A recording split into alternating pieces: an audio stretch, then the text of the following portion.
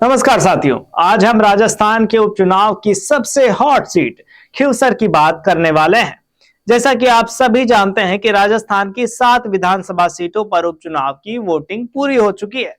Voting के दौरान जो भी ताबड़तोड़ घटनाक्रम हुआ उसने सियासी समीकरणों को पूरी तरह से बदल कर रख दिया।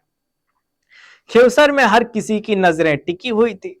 तो आइए जानते हैं कि आखिर खींवसर की इस सियासी पिच पर कौन बाजी मार सकता है। क्या हनुमान बेनीवाल का जादू एक बार फिर चला है या बीजेपी ने अपनी हार को जीत में बदलने की तैयारी कर ली है?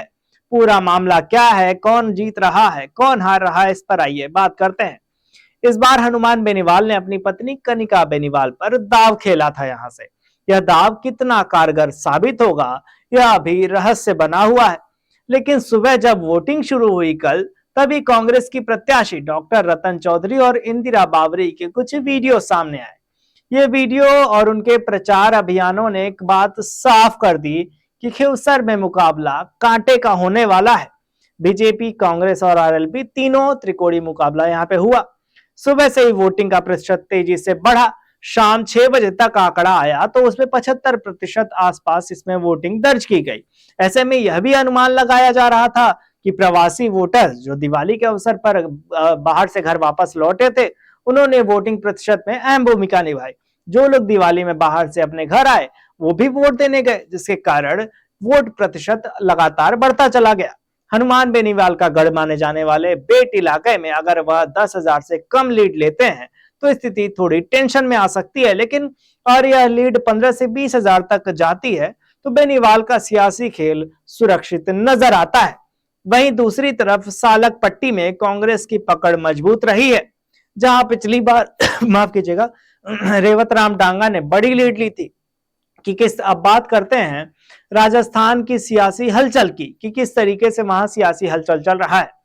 एक बयान आया गजेंद्र सिंह का, जो है भजनलाल की कैबिनेट में मंत्री हैं। खींवसर में मतदान के दिन उन्होंने कहा था कि हम 7 में से 5 सीटों पर जीत रहे हैं, लेकिन 2 सीटों पर स्थिति टाइट है। खासकर खींवसर और दौसा का उन्होंने जिक्र करते हुए कहा था।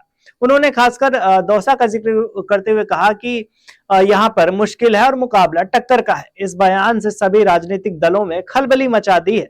अब ये बयान कितना जरूरी है ये देखने वाली बात होगी।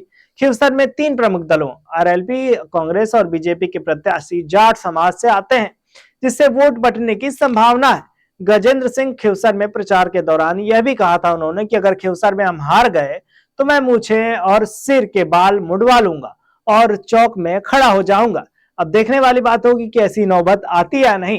तब यह सवाल है कि गजेंद्र सिंह खींवसर का आत्मविश्वास बीजेपी की जीत की ओर इशारा करता है या हनुमान बेनीवाल की चालाक रणनीति ने यहाँ बाजी पलट दी है। इस मुद्दे पर आपकी क्या राय है हमें कमेंट में जरूर बताइएगा और देखते रहिए संवाद, क्योंकि ये संवाद है भारत का, भारत के लिए। नमस्कार। पोरिंग वीडियोस को नेक्स्ट लेवल पे ले जाना चाहते हो, लेकिन कैसे? कंफ्यूज मत हो। MIMS presenting certificate course in video editing. यहाँ सीखो प्रो एडिटिंग के सब सीक्रेट्स, ट्रांजैक्शन से लेकर इफेक्ट्स तक। चाहे YouTube वीडियोस हो या Instagram रील्स, इस कोर्स के बाद तुम्हारे वीडियोस बनेंगे टोटल शो स्टॉपर। इंडस्ट्री के एक्सपर्ट से ट्रेनिंग लो, अपने एडिटिंग स्किल्स को सुपरचार्ज करो और अपना कंटेंट गेम बढ़ाओ। तो अभी एनरोल करो certificate course in video editing में और बनो वीडियो के एडिटिंग मास्टर।